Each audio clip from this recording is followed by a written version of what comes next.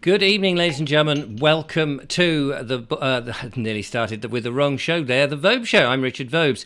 Thought I would do a live special tonight because events in the world, well, certainly in the UK here, have gone rather interestingly with Boris on the brink, and all the news sources are talking about it. So I thought, well, why not me? I've posted some videos about this earlier in the week, and even today when things were hotting up, but I didn't expect things to move quite as quickly as this. The question is, will Boris be here tomorrow? Will he be here at the end of the week? I'm fascinated to know because it's going to affect all of us. And what are we going to do about it? That is the question. I guess we can't do about it very much, but what we can do is we can watch in awe and hope that the right things happen. Boris Johnson, it seems to me, has been a bit of a liability since he came in. He didn't quite get Brexit done. And then we have this situation where he's shown all his colours and he's been lying left, right and centre all over the place. And although people used to say, oh, but that's Boris, and, you know, it's okay, that's Boris, what did you expect? Comes a point, surely, where you just cannot have somebody who is plain-faced lying to you in the government, and particularly as Prime Minister. Now, I watched him in front of, I forget what select committee it was, I think it was the 1922 Select Committee, in which they were asking him some very basic questions, yes or no answers, and seeing Mr. Johnson just squirm and try and not answer them was so embarrassing. And so sad, really, to watch a Prime Minister unable to answer straight questions with straight answers. I'd be interested in your views. What do you think? Do you think it is time up now for Boris? Do you think it's well timed that he leave? Or would you rather that he hang on, even though the events have happened as they've happened, but that we have all these crises around, and trying to look for a new leader will be a huge distraction when people want their fuel bills cheaper, they want the cost of living crisis sorted, they want to help the Ukraine and Russian war where they can, they want the borders sorted, and so on and so forth. Is it now the time to distract it? Or should we let Boris just carry on for the next 2 years until we have another general election? I'd be interested in your thoughts. People are joining me all the time. It's very nice to see you. Thank you very much. We were going to take a break during the summer.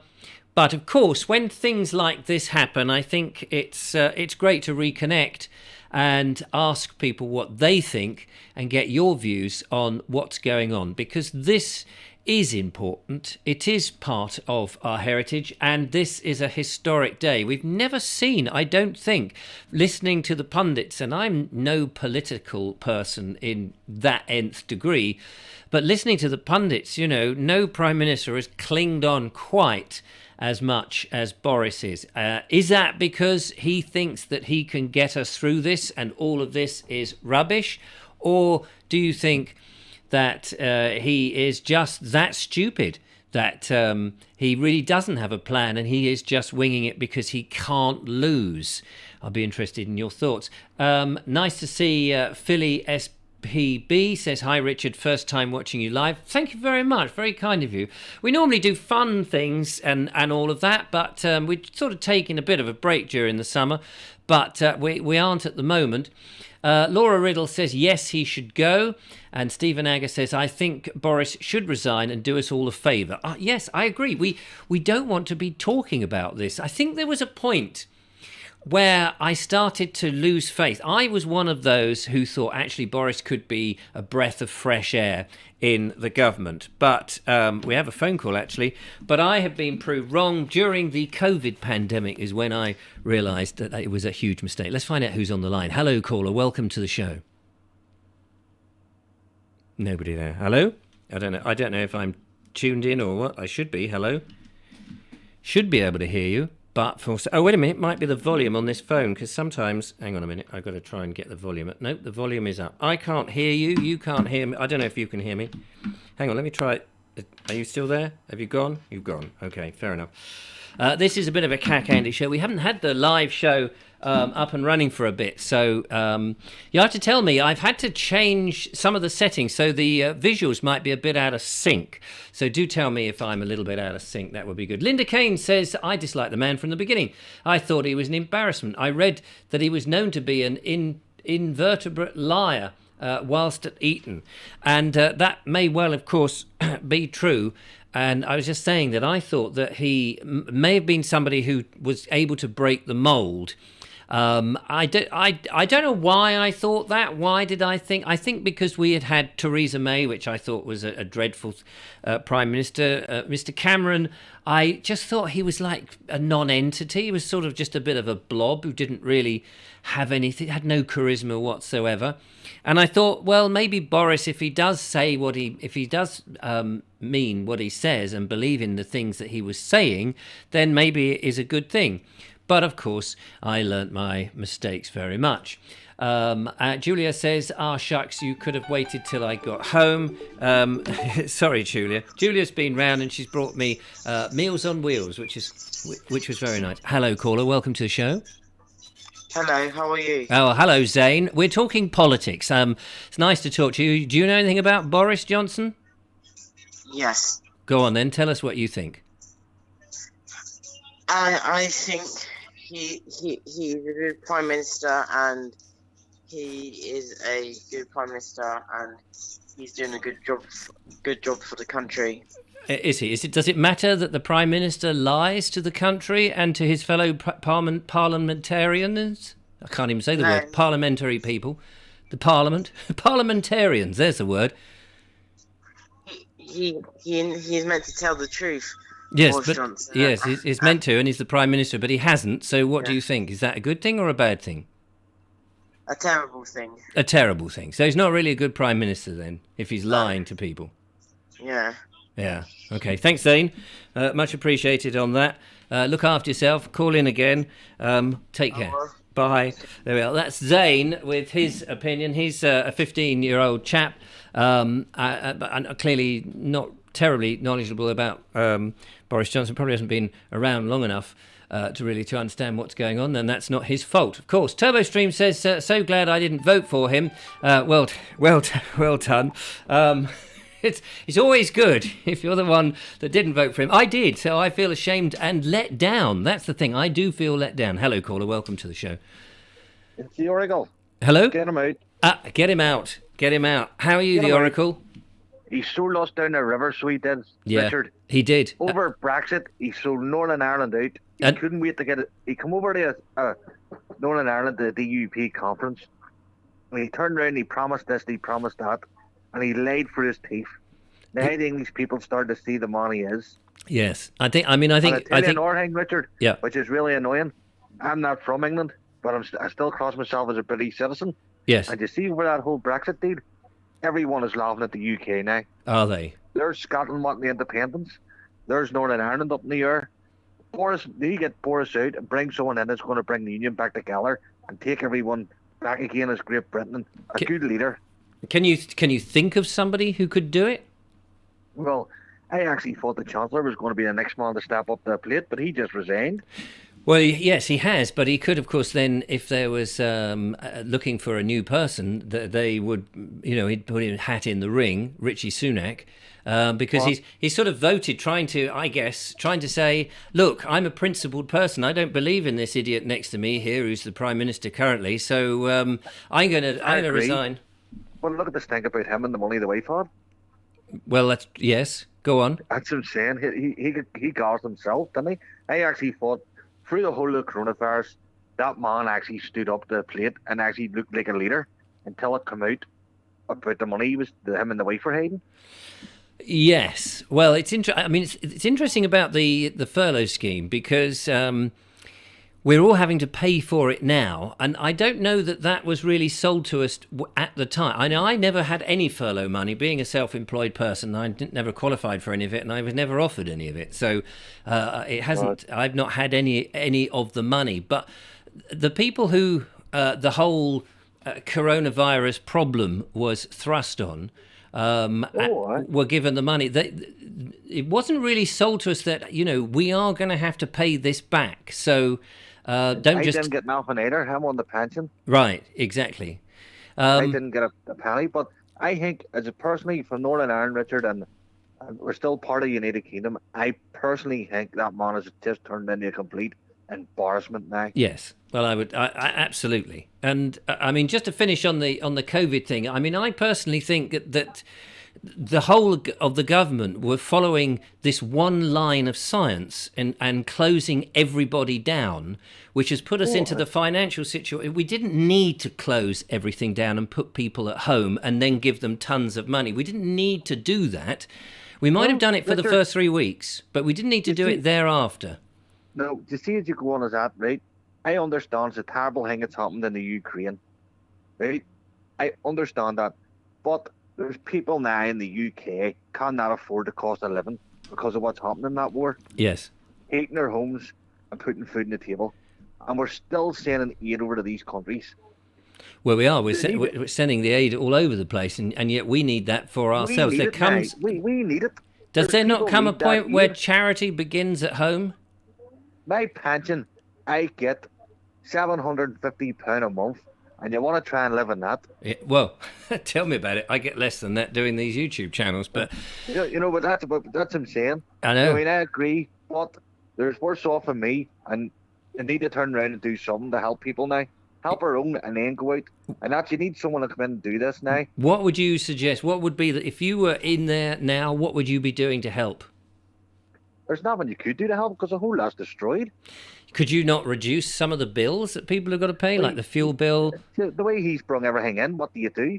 The only way you're going to do it is reduce the taxes. Yeah. Now, if you're going to reduce the taxes, it takes years to get the taxes down. You just can't walk in because obviously the Chancellor's made all that their commitment to run the country. The money's not there to turn around and reduce it at the minute.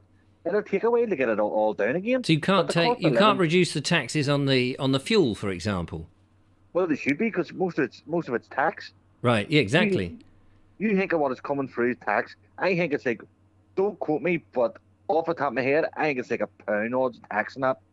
That's ridiculous. Yeah. That would take a couple of years to get that tax reduced down because obviously they have budgeted for that. That's why it's sitting at that tax. So there's nothing in the budget that you're saying that they can't take the tax down because they've already budgeted for things they've got to spend on. But is there not things that they can not? I mean, they seem to be doing this all the time where suddenly they'll give a whole load of money, as you said earlier, to overseas aid and all. So if they've got that money, where has that come from? And why can't they use that money to use for the budget that you were talking, why they couldn't bring the taxes down? I'm not quite sure. Well, that's the first thing I'd be saying in the Parliament is Britain needs the money. Look after British people. And then we'll look after our countries. It comes back to that thing about if you want to help people, you have to help yourself first, because if you don't help yourself, you're not in a fit state to help anybody else. 100% right. As I say, I'm in the house most of the time. My heating bills through the roof now, the electric bills through the roof. I didn't ask for this war to happen in the Ukraine. No, well, who did? Is it going to come a point where these oil companies and the electric companies are all going to have to get nationalised? That's maybe an idea of doing it. Nationalise everything. Well, it's a thought. I'm going to move on. Oracle, thank you so much for your call. Lovely to hear your dulcet tones. I see the lovely Judy, isn't that way? I hope all's well with you. She has to go home because I'm afraid her ex is working at the moment. She's got to look after the kids. But she did bring me Meals on Wheels, and I thoroughly recommend it. She was very kind. She's looking well after you. Yeah, she's looking God after bless, you. son. Take care, look after yourself, Mr. Oracle. Yes, thank you. Toodle-pip, bye. There we go, that's the Oracle. He's saying that we can't reduce the taxes because it would take too long for that to be implemented because things have already been budgeted. Do you agree with that, or are there things that a new person coming in, a new broom, would do? Star says there won't be any Conservatives left at this rate to select a new MP. Well, that is that's an interesting thing. One wonders if the Prime Minister has already factored that in to think, well, if they all leave, then there's nobody to suggest who to replace it. I don't know how the system works. As I say, I'm not a hugely political animal, but now would be a good time. It flashed up on my screen here. Now would be a good time to insert ads. Oh, yes, I'd love to do that. I don't know how you do that. Can you insert ads as you as you go live. I've no idea. If you see an advert suddenly flash up, do let me know. There's a button there. One's got to pay for all of this somehow, you know. Star says, but the UK has an obligation to support and deliver aid, so we have an obligation to support. But I understand that we've done things like teaching the Chinese how to grow rice. Is that true? That can't be a legitimate thing. Surely the Chinese would be teaching us how to. And do the Chinese actually need any of our money? Do they not get a lot of our money anyway? I may be ignorant, but I'm ignorance with a big head. Alan Evans says, totally agree. We're prolonging the war and more civilians will die as a result. What would you suggest that we do? Do we get out of the war? Do we give in to Putin? What is... I admit there is a number of world events that I have not been following, mainly because it's so difficult to know who is right in this day and age. After the COVID debacle, I realised how much the mainstream media and the government were colluding and lying to the British public and the world. And I found it very difficult to try and work out what is true. And when the Ukraine war started to get up, I was just thinking, hang on a minute, they're telling us this is the good guy, this is the bad guy. I heard some alternative points of view. I hadn't then made up my mind. Who am I going to believe? Yes, you automatically go, wait a minute, the Ukraine have got to be the good guys, haven't they? Because by default, Russia is always the bad guys. But then I heard various different stories and I was in a bit of a confusion. So I just thought, you know what, I don't want to deal with this at the moment. I have enough bad news coming at me from all sides. I've got a YouTube channel to sort of run. So I kind of left the Ukraine situation alone. Now, a lot of people have said to me, but Richard, how can you do that? And I said, well, and I explained my reasons just as you've heard. And I think at the end of the day, it's better to be honest and say, look, I don't know anything about this, and so therefore I can't really comment. Somebody asked me a few years ago when we first started up this channel about fracking. They said, are you in favour of fracking? They said, don't you know it's a terrible thing? And I said, look, I don't know. I don't know. I know that a lot of people don't like fracking. But and of course, businesses want to do it. They want to make a profit. Surely that they don't want it to go disastrously wrong, because otherwise their business will collapse. So I said, but I'm sitting on the fence on this because I don't know enough about it. And that's where I am with the Ukraine war. But you are very welcome to enlighten me and tell me what should happen next. It would be absolutely fascinating. So here we go. Daniel Watkins has joined us. The count is 37 Conservative members have resigned. Yes, I looked at that about an hour and a half ago, and it was at 38. It was escalating every hour or so. Half a dozen people were going, but it seems to have stabilised then. Andy Dalglish says, it's far from ideal. Who else can lead? We need stability given the world events. Sadly, stability isn't happening. Russia, China, North Korea must be loving the chaos. Well, I'm hoping that out of this chaos, something better will arise. It may not, of course, but one's got to have at least some form of positive hope. Ed Wolf says Sunak wants to implement a digital currency. When will they get the digital currency? That's the end. When we do get the digital currency, that's the end of your freedom. Again, part of the Great Reset agenda. I don't know how serious that is, that Sunak wants to do that, and I'm here to be educated by you, the lovely listener, viewer even. However, I am worried about having a digital currency, and I'm worried about everything being digital and knowing what you're doing and where you're going, and the great surveillance of everything, trying to keep us in check. And the fact that, however, that we've got the freedoms at the moment, I mean, you may say that our freedoms are disappearing, but we are able at the moment to be able to chat about these things, which gives me hope that we will continue to chat and debate these things so that those people in power realise that we're not actually going to allow that to happen.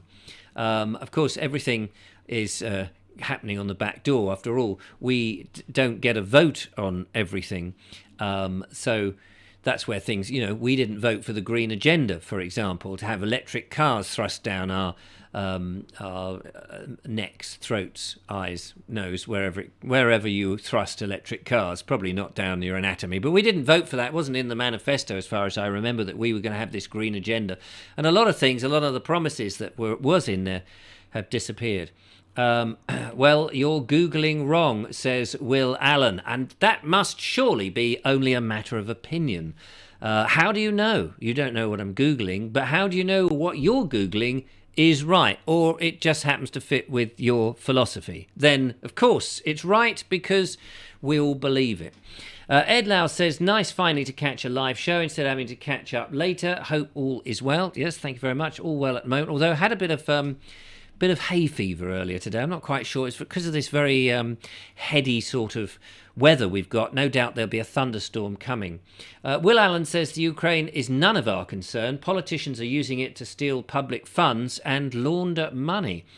So, yeah, that is an interesting... Now, that's sort of on the wavelength of what I've been hearing, and you can... maybe disagreeing with me. Oh, Will Allen says he's speaking to stars. Oh, fair enough. I mean, I'm only reading the comments as they come up. So, of course, I'm trying to look at you and trying to read that. I'm trying to be aware of anything that's happening in the news. Not that I've got any news feeds coming up, because I'm not a privileged news person, journalist, or any of that stuff. I'm just a bald-headed nut that has a YouTube channel and is trying to make a living, basically. But yes, the Ukraine, is that our business or not? Who knows? It seems to be our business when it's concerned to the to the Ukraine wheat and foods and stuff. But my argument to all of that is much simpler. And I know a lot of people will shout me down for this. And you may completely disagree with me, and I may be wrong about this. But I think that this country, and if this doesn't highlight it, I don't know what does. I mean, it happened in the First World War, it's happened in the Second World War, it's happening now. When global forces or outside forces or enemy forces, whomever it is, starts to interrupt the supply of food and fuel from overseas, we as a country or as a nation are stymied. And that can't be right. So during the Second World War, everybody knows about Dig for Victory, where we were digging and planting plants and using every convenient piece of space to grow vegetables and stuff, because the convoy ships were being bombed by the U-boats during the Second World War, the German U-boats, the Nazi U-boats. And it just, when you read that and you think, golly, that must be a lesson. Surely somebody would say, let us not let that happen again. Let's be more self-sufficient. Hello, caller. Welcome to the show. Sean James Cameron. Hello, Sean. Nice to hear from you. I was watching the Select Committee this afternoon. Right. And somebody asked the question, how prepared is this country in relation to the food coming in? Right. And I was quite shocked that he said that we were 74% self-sufficient. He said we are 74% self-sufficient. So 3/4 of our food we can generate ourselves. He then said, because he was challenged about why are there fields all over the place full of solar panels? And Boris said, well, yes, the solar panels, I would like to see all the roofs in Britain have solar panels on. Right. And they wouldn't have to be in the fields. So what do you make of that?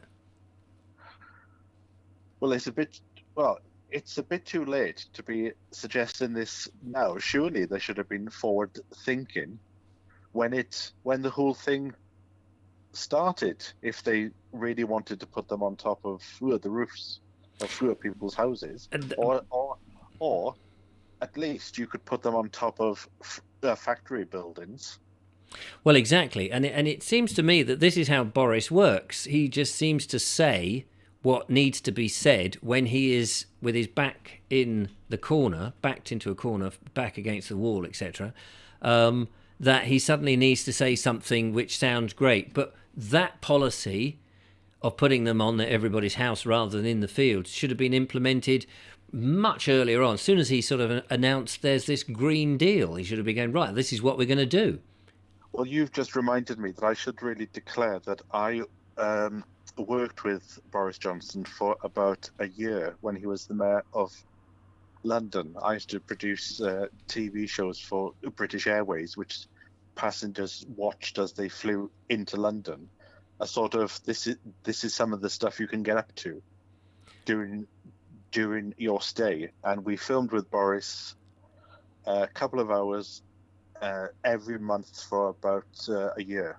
And so you've got personal experience of working with him. What's he like? Well, I found on the first occasion, you obviously you film in sync. You may as well film in sync, you know. So therefore, you film page 1, page 2, page 3, page 4, and I've still got this bit of video. Halfway through the script, he just rips the microphone off and goes, "Right then, I'm bored, bye," and just walks off. Really? And what if I turned to his assistant and I said, "We haven't finished," and she said, "Oh, I'm sorry, that's just Boris." So I then learned for the next bit of filming, when we were in Hyde Park, I think it was, we filmed the beginning and we filmed the end, and whatever else we got, it was a bonus. Yes. And we just employed a female presenter to film the bits that, you know, by the time that he got bored then. Right. And was he doing that? Was he doing that regularly, getting bored? Yes. Yeah. Yes. I found he had an attention span of 45 minutes. Well, you could see that in the select committee, in the 1922, I think it was, the select committee this afternoon, in which he was being asked questions about this Pincher bloke who sexually assaulted somebody. And he was being asked whether he said certain things, and he was so vague. I mean, he was unable to answer those questions. And then he was claiming he'd read certain reports about it, and you just could see this man was lying even then. He hadn't read anything. He obviously can't retain information. And even if everything he said was true, I just thought, he just is not fit for being a prime minister. He can't answer these questions. He's batting the answers left, right and centre. I thought, I want somebody who will, even if he's lying, can at least lie convincingly and do it deadpan and straight to the camera, say, "No, I didn't read that. Yes, we made a mistake. No, we should have done better." Whatever it is, and just give us a bit of confidence. But he was unable to even... He just looked like he was completely lost. Well, like, from a filming point of view, you would have a script. So we had a script, and he would follow the script to an extent, and then he would get to a point where he would just start what you wanted him to say, and then would just go off and become very floral in the way that he put it across. But for what I was doing, it was absolutely fantastic. And I voted for him. But in the last 24 hours, I've come to the conclusion it's time now for a change of guard. Yes. But do you know who you would think of? No, well, this is the issue. I can't think of anybody else. But it's interesting how, I can't remember his name now. His name's just gone from my head. The new Chancellor. Oh, yes. He's gone from my head. I know he was the vaccine minister for a while, wasn't he? He was encouraging everybody to take the vaccine, and then he's changed to a different job, and now he's got this other job. I'm not too convinced about him because I was not convinced about the vaccine and didn't like the way the vaccine was being implemented for it. And I don't want to call it a vaccine. I'll call it an inoculation, because a vaccine is supposed to stop you from getting a disease, whereas this, it just prevents you from getting it for a little while. And actually there's a big question mark about whether it was safe, and whether, you know, alleged deaths that are happening at the moment may be related to it. Let's not go into that. But as what's his name? As Zawari, something like that. Azwari. I mean, it's a foreign name. I'm not very good on foreign names. There we are. Madrim Zawari. There we go. I knew it was something like Zahawi. Him. What I find quite interesting is he became Chancellor this morning. Yes. There's already talk that he could put himself up for Prime Minister. Well, that's it. I mean, I heard, and I think it was from you, that he's already told Boris it's time to go. Yes. He could get the record of being in the position for the shortest amount of time. Yeah. But it just shows how calculated people are at the moment. I mean, I know we don't get a chance to vote on any of this, because we're just members of the public, and even if they had to change the leader, they themselves would have to come up with who it is and then vote on it, because that's how how it works, which is annoying, because actually I would like to clean sweep the whole of the cabinet, because I think the whole of the cabinet are, to a degree, just as guilty as taking us into this incredibly left-wing, high taxes, penalising government that we've had, and that the conservative values have been completely taken away. We've allowed people to come in on the borders. We don't seem to arrest them. I heard the other day a story saying that a woman who goes around filming them down at Ryde or Hythe or wherever it is in Kent goes down there in the mornings and films these migrants coming over. And she asked a policeman and said, "Why? Some of them are just running up onto the thing. Nobody's collecting them. Why don't you arrest them?" And he said, "We just got nowhere to put them." It's been confirmed that the Home Secretary has told him to leave. Well, there you go. I mean, how does that work out? It's like, everyone's deserting me. I need somebody else to fill in the Chancellor of the Nadim, come over here, mate. Could you be the Chancellor? Do you mind being... Yeah, no, I'll be the Chancellor. Great. Oh, great. Now you can sit there. We just need to appoint a few more people. What's that you say? Oh, time for me to go. No, wait a minute. I've just appointed you. Don't you start telling me it's time for me to go, mate. I mean, you can't do that. You're doing it. You were saying on the Naked Englishman podcast the other day, you felt a bit lost and you didn't know what to do next. Well, there's plenty of jobs in London. Well, so it would seem, but not so easy to get them when you're a complete outsider. 39, the count. There's an extra one gone now. I wonder who that was. One small army boat would stop it, and they know it, says Flappy Goose. The country is in such a bizarre state, and the other thing that I worry about, Sean, is that this has gone on for so long that we've almost become so used to these stories. Oh yeah, more migrants are coming in. Oh well, whatever. Fuel prices are going up. I mean, I paid £2 and threepence at the pump the other day, and I said to the woman, £2 and threepence for a litre of diesel. And I said, has your forecourt become much quieter, like a ghost town, since these prices? Because it's obviously not her fault, she's just working there. And she just shrugged and said, well, if people want to go out, they'll pay it, won't they? I thought that is a really bizarre comment to say. But the problem is, because the media is talking about this at the moment, nobody is actually talking about what is going through Parliament. So There's a big education bill going through, which is going to change the way that education is being delivered.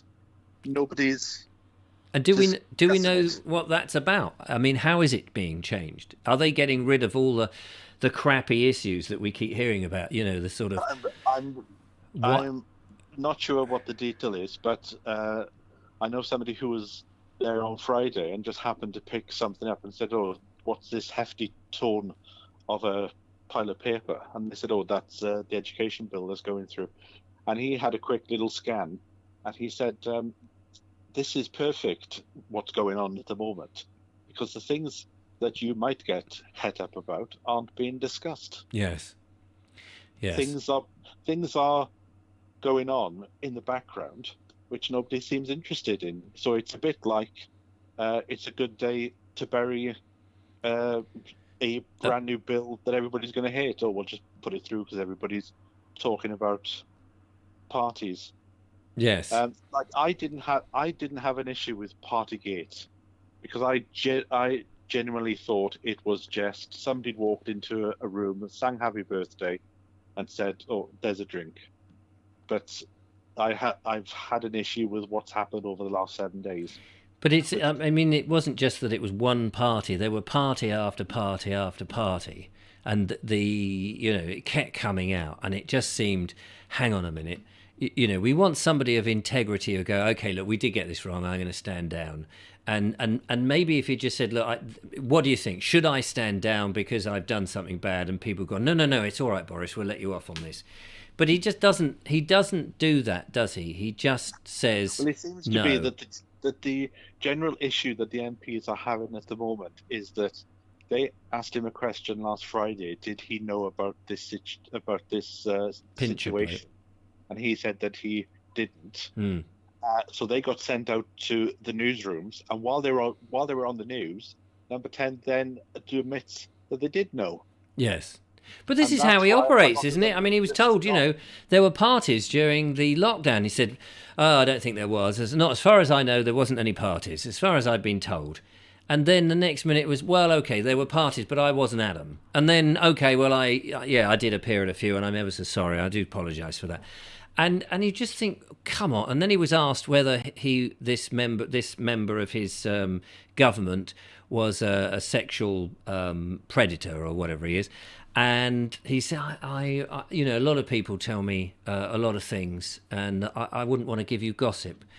And it's incredulous that he's being asked whether this particular aide he was a chief whip or he was somebody important. He was a junior. He was the second whip. He wasn't the main whip. He was the second one. And so if somebody said to you, this person's got form for a bit of sexual assault, you might say, okay, but is he okay now? Yeah, he's had therapy, he's on a drip and it's all fine. You're like, oh, okay, great, okay, well, we'll just keep an eye on him discreetly. And then something happens, and then somebody asks you, did you not know this? And then you just go, no, I didn't know that. But you think you would remember that? You would remember being told that somebody was a bit of a sexual predator or had form on that, and you were, it was a bit dodgy to employ. Also, the role of the whip is to sort of use confidential information in order to put pressure on the MP in order to vote in a certain way. So if you didn't want to vote with the government, the MP's role is to persuade you to vote, and therefore they will use information a bit like, we know you've got a bit of a drink issue and that you like a bit of coke shoved up the nose, and that could get out in the paper if you didn't vote the way we want you to vote. Yeah. Whereas he could have abused somebody and said, if you tell anybody about this, then I'm going to make sure that your career is over. So it's the abuse of the power is being questioned about the fact, how could Boris be so naive to put somebody in a position where it was obvious that he was going to use that power to his advantage. Martin Norris says, cork up the nose. That's, I think he meant Coke. Yes. He meant Coke, Martin. Coke. I'm surprised we haven't heard anything from Dominic Cummings. I was kind of thinking today that there's going to be a picture to release that will be, whilst Boris is batting all this lot away and everyone's deserted him, the final sort of thumb screw or the final squish would be Dominic Cummings coming out with that one picture that he's held back, which just demonstrates something. I'm going to go after I've said this in case anybody else wants to phone. But during our filming in Hyde Park, there was a moment where he was trying to learn. I insisted that he said the line the way that I had written the script because it was important. And he went and sat on a bench. There was nobody else on the bench. It was him by himself looking at the floor. And I took a picture. And I'm thinking, maybe I should sell that to the papers tonight because he just looks like he's alone. Apparently, he's a loner. He is very much a loner. Anyway, thank you, Sean. Very much appreciate it. Let's take care. Look after yourself. There we are. Sean James Cameron giving us his point of view and telling us his experience when he was working with Boris Johnson when Boris was the Mayor of London. Call us now on 07934746790, which is the number to call. And actually, I can change the thing here somehow. Forget where it is. There we go. And you two can be on the show, which is very nice. Stars that says Bojo was also asked if he knew about a second person that had concerns raised about their conduct. Andrew Danglish says, where has an effective opposition been while this has been going on? Democracy depends on credible opposition to challenge the government. I haven't seen it so far. And I would tend to agree with you that the opposition has either been on the fence, particularly over the COVID situation, wasn't challenging anything, especially when we had these very obvious two sides to whether we should be locked down or not. Now, I could completely get that the Labour Party may have said, well, actually, we think that locking down the public is a good idea. But they should have at least put into the open and said to the government, OK, look, this is our stance, but we do want to challenge so the public know what the evidence is. And they didn't. And in fact, the mainstream media didn't. There was only a very few outlets who were challenging that story. And for me, the way the government handled the pandemic has very much flavoured how I think of Boris Johnson, and the fact that he was clearly being told how to perform and not he was unable to be a conviction politician. Is that the word? He had no conviction of himself other than what makes me look good. Is he still there? That's what I want to know. Anybody watching the news feeds, do let me know if he's still in the bunker. The last I heard was that he's going to fight it out. But will he manage it? What do you think? Do you think he will be here at the end of the week? Bearing in mind we are Wednesday now. What will happen in the next 24 hours or 48 hours? Hello to Kerry Baldwin. Hello to Joanna Jones. Ant-Man says, you would with a name like that. I think, assuming you're talking about that Pincher bloke. Let's see where the comments are. It wasn't one party, it was many parties, and lots more was reported, exactly. Radio 4 says he's not resigning tonight, says Martin. And Star says Bojo is still fighting it out. And, I mean, that seems to be the common consensus, is that he is not going to go willingly. And even in the last hours of his government, he still thinks that he's got a chance and that he can fight it out and he will not give in. And I heard somebody somewhere say that is the Eton schooling that is in him, that you will go down fighting, which may have been okay if you're fighting at I don't know, the what's that, half a league into the Valley of Death. If you're fighting in the Valley of Death and it's no hope, but he could go down honourably and go, okay, enough is enough. I've let everyone down. The country is in turmoil. Yes, I'd like to continue because I've got this plan and that plan, but for the sake of the country and for the sake of myself and for the sake of my family and my 2 kids that I'll own up to, I will leave. And he won't. And part of me thinks that whoever steps in, if they could step in and go, right, we're going to deal with the migrant crisis. We're just going to stop people coming in. We're going to turn them away immediately. I'm not going to put up with this. We're going to get shot of them immediately.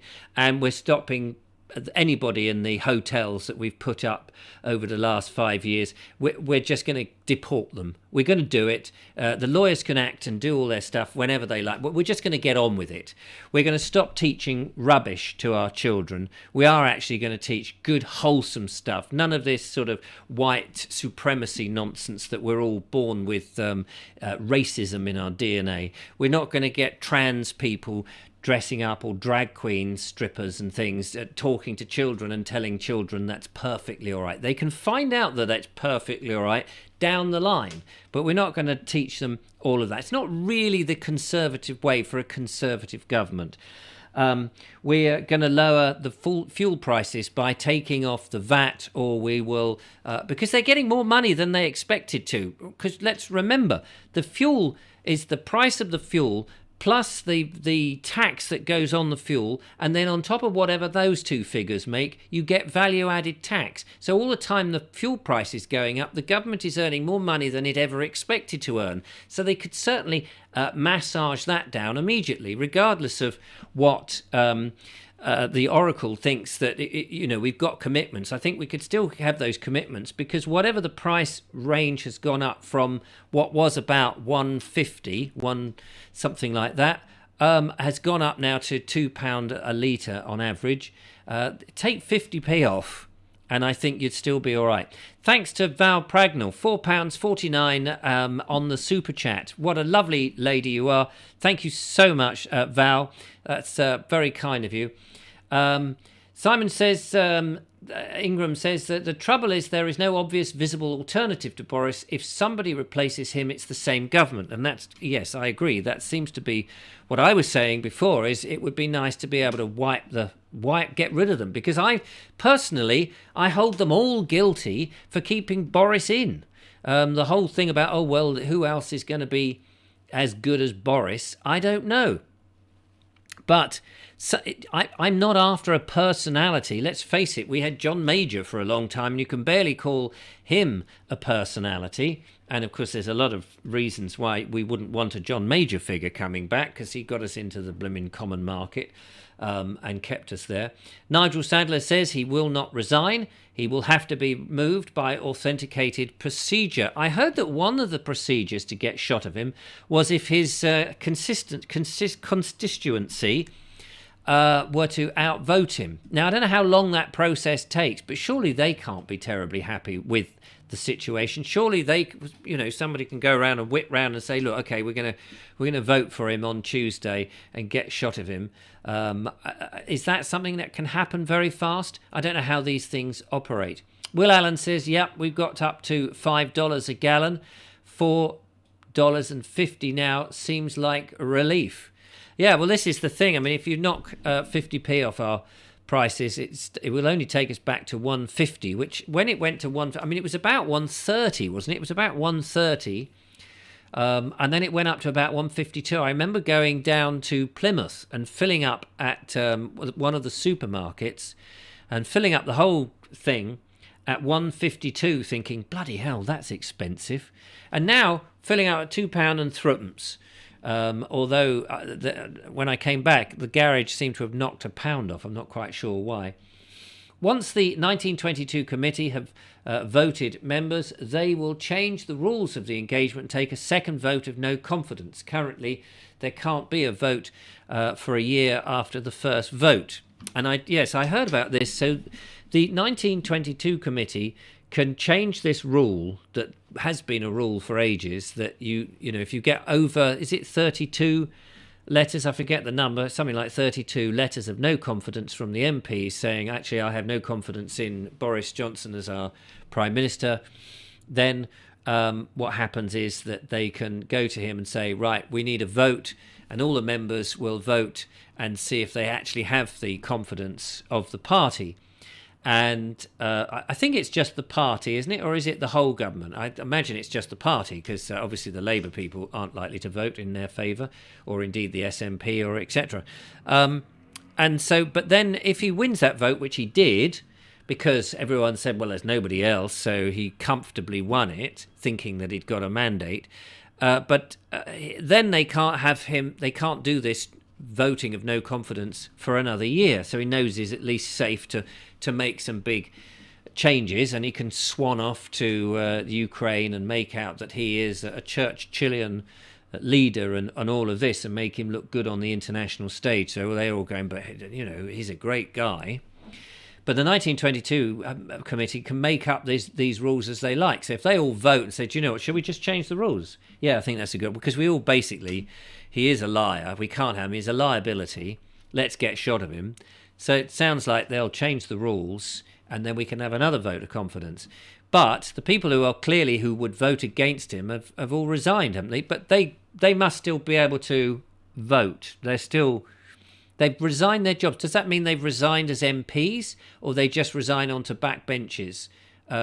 Because some of these are sort of, the middling bunch who are important in the cogs of it, but they're not the main players. So I'm not quite sure how that works.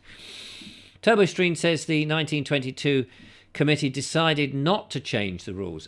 Instead, they will elect a new committee on Monday, so Boris can stay till at least then if he doesn't resign. So what would be the point of that then? I don't really understand that. They're going to elect a new committee to do what? What will the new committee do that the old committee couldn't? What's the rationale for that? Stars says they've almost changed the rules. They almost changed the rules for Theresa May, but she chose to resign. Yes, so you've got to, I didn't rate Theresa May at all. She wasn't a Brexiteer. I was a Brexiteer. I thought Brexit process was very important for this country. I believe, as you will guess from my videos, I believe in England specifically, and then Great Britain collectively. And I think England has a lot to offer. I think Great Britain has much to offer the world, and that we can be a superpower, as we were, if we gather some common sense and pull our act together instead of giving everything else to the other world and only doing services. But at least Theresa May did the honourable thing, and she resigned when the going went tough. Boris Johnson is one of these clams that just will not let go. And the thing is, if he is taken from office, wriggling and screaming, what's the word? Dragged, kicking and screaming, it's just not going to look good for the rest of his career. Surely he would like some dignity in the future when he's writing his novels. How I nearly won the war in Ukraine single-handedly. How I solved the green agenda single-handedly. Oh, but they kicked me out before I had a chance to do it. These books that he's bound to write. He needs to have some sense of honour, hasn't he? I mean, he's becoming more dishonourable when people are saying, look, we've had enough of you, mate. Even though he's that convicted that he is right, it just proves that he's not thinking of anybody else but himself. Give us a call, 0793 4746 790. What do you think of the situation? Is it too late for Boris? Did you like Boris? Would you like him to stay? Have you got some insider knowledge on how Parliament works? What would be the process? How long do you give him? Who would be your next bet? Anything on those lines would be great. Tony Bones says, time for Boris to jump on one of his Boris bikes, pull a wheelie along Downing Street and spend the rest of his family life on Everyday Street like the rest of us. Absolutely. That would be rather good. He could go and visit some of his children, could he not? Ballisilian Allotment Man says, and the UK, and does Northern Ireland not count? Yes, sorry. This is the weird thing about the country that we're in. We're made up of all these different countries: England, Wales, Scotland, and Northern Ireland, and then you've got the UK, which is one collective, and you've got Great Britain, which is another collective, and then you've got, as I say, the individual countries. And I apologise if you felt that I was leaving anybody out. It's a bit like the new pride flag, which leaves, it has every possible variation of sexual personal preference, except of course heterosexuals, but every other thing in it. And you might as well just go, why don't you just be inclusive, include everyone, let everybody do their own thing. So apologies to Ballisilian Allotment Man. Yes, you do count, of course you do. And I'm not deliberately trying to cast you out. It's, yes, the UK, Northern Ireland, all of us together. We're all together. We're all friends. That's what I'm trying to get to. Nigel Sadler says, is it fair to change the rules to manipulate an outcome? Well, that's an interesting question. My answer would be, if it's within their powers to change the rules, then they are allowed to change the rules. But if it wasn't in their power to change the rules, then they shouldn't be able to change the rules. But that's like saying to people, well, we're going to change the rules to stop people from having fast food. I would rather people didn't eat fast food and healthy food. But it's not within the powers to change those rules, so I can't change them. But if it was in the power to say, in the health of the nation, we're going to stop people from, children from buying drugs or smoking indoors where other people, we'll change the rules. I think it's perfectly legitimate to change the rules if it's allowed to do that, if you see what I mean. I'm sure you do.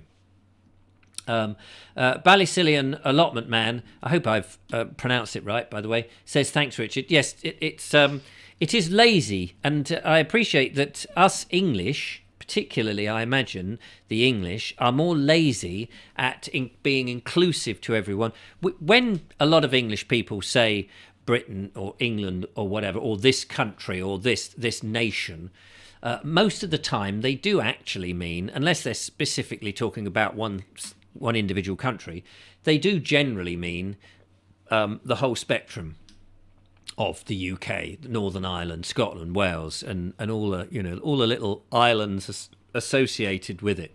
And sometimes they may even be talking about the Commonwealth. Who knows? But we are lazy when we say, Britain. And I mean, a lot of people say Britain. They don't even say Great Britain. And maybe that's because they don't think we're that great anymore. Who knows? So, yeah. Definitely inclusive on that. Sean James Cameron says the PM's position is that the UK election will put him in power so the party can get him out, but everyone voted for their local MP, not for... Yes, so that's right. It's very easy. Again, this is a mistake that people make, that, of course, when you go to the election, the general election, you're voting for your individual MP, your local MP, who is... for you, the person you can go to at his surgery, hopefully not with a knife and kill him, but although you may, in some cases, might want to do that, and this is that was a terrible, terrible thing. But you're voting for your local MP. You're not necessarily, you may know that person X is going to be the Prime Minister by voting for them, and you may think, oh, actually, I am sort of, by voting for him, by default, I get this person at the top. But the actual mechanics of it is that you vote for your local MP. It's the interior of the party who vote for the Prime Minister, as far as I'm aware. Breaking news, Michael Gove has been sacked. Is that right? Michael Gove has been sacked. Oh my goodness, this is so interesting. Michael Gove was kind of the puppet master, or at least he was alleged to be, behind the scenes. After Dominic Cummings left, he seemed to be the man who kept out of the mainstream, pretty much out of the media, and was very much there sort of pulling the strings, or at least that's what I was told. I don't know if you agree with me on that. And now Boris, I think that Michael Gove is supposed to have told him, look, Boris, you've got to go. And Boris is now in that situation where he's in the pram. Not only has he thrown out the toys, but he seems to be throwing the toys or chucking out Nanny out of the window. So that's interesting. Nice to see a local MP mention the Goring Gap house building in MPQs today. I missed that. And yes, I would have none of that building. I said earlier, I don't know if anyone caught it, in one of my little videos that I put out. I mean, all of this is my opinion, of course, and you are welcome to disagree with it, and that's where conversation comes from, of course. I think that farming fields and certain green belt areas, and well, mostly green belt areas, but particularly for me, farming fields and farms should be ring fenced. This is how I put it. Should be ring fenced so that they cannot be built on, because we may want to build on them now, but as soon as you start building on them now, that's it. That's the end of that farm's life. That farm may be redundant for 10, 20, 50, 100 years, but we don't know what's going to happen in 100 years, and we may need that farm. The land has been there for thousands of years. The fact that it's not been built on means that it's never been built on, unless there was perhaps a small community in, I don't know, the medieval days or the Neolithic times, and that's long gone. But those weren't building with the infrastructure that we build on today. So I just feel that farmland in the 20th century, the 21st century, should not ever be built on, because we are guardians of the land. We don't we think we own the land, and people pay huge sums to be able to put a fence around it and stick a few signs up saying private, this is mine, but we don't really own it. And generations down the line may need that land, and I think that we should not be allowed to do that. So I think that is a terrible thing if they do. Henry's Adventures says mothball the farm, a bit like they've done with some railways which are now being reopened. Absolutely, I totally agree with you there. And stop the solar panel fields too. Absolutely, I agree too. Toolpodge Rog says never build on farming land. Well said. Thank you very much, Toolpodge Rog. I mean, I just think that it's almost like that to me is such a fundamental thing, because you don't need to know that much about history. You just need to know a bit about common sense. That for generations, the only way the humans on this planet have survived is by growing food. Okay, there was a point when we had hunter-gatherers and they were running around and there were plenty of animals who you would chase. But it comes to a point in which these animals need, in order to get enough for the people, we need to pen them and breed them, and we also need to not just rely on the berries when they come up in the season. We need to be able to grow these things, and we need the land to do it. So that would be it. Trev's Travels by Narrowboat says stop paying farmers not to farm. Well, I agree on that. Why are we paying them not to farm? Is that we're paying them not to farm because we can go elsewhere and buy it cheaper? Is that the idea? I think that's a ludicrous idea. And if a farmer doesn't want to farm on that land, give it to somebody else. Break the farms down into smaller sizes and let other people... We need a new generation of farmers all the time coming in. We need people who have a modicum of money to be able to afford to farm. These days, unless you're a multi-millionaire, there's no way that you can get to farm. Gary Johnson says, well, Bill Gates is surpassingly owns 224,000 acres of farmland in the USA. Is he farming with that, or is he building houses on it? Matt says, why is nobody talking about the boat people? Surely that's the biggest problem for our country. And we did talk about some of that, or I mentioned it, that what we want from a government at the moment, and a new person coming in should be saying, get rid of these people immediately. I'm just having some messages coming in on my thingy. Julia says, just letting you know, you've done an hour. That's marvellous. It's 9:30. Thank you very much, Julia, for letting me know, because sometimes I have no idea how long I've gone on for. I'm not trying to, be here forever. It was wanting to be on air in case there was dramatic news and we were able to discuss it together. There is this button here. I'm going to press this button and see. It says insert an ad. So let's see if an advert comes up. I've pressed it. Do let me know. Ads inserted, it says. So let me know if you saw an advert. That's an absolutely fascinating thing. Or it may be that in the rerun, an advert comes in. That might be how it works. But if you did see an advert, I'd be interested to know. Do leave your comment.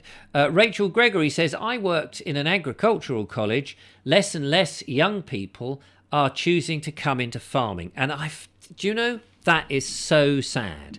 That is so sad. There's obviously a reason, must be most likely to be financial, but maybe it's job satisfaction now.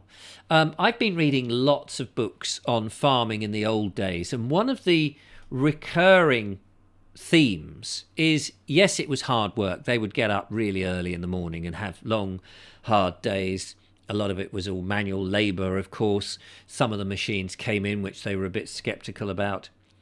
There was many people working on the farm, and they would have their arguments and bickers and all of life. But the main thing was, for farmers back in the day, was a way of life. They respected the land. They knew that the land is what supported them. Without the land and the soil, particularly, without the quality of the soil, there was no survival for the human race, and we had to respect that, just as a sailor respects the power of the sea and knows you can do so much on the sea, but ultimately, if you cock it up, you'll drown.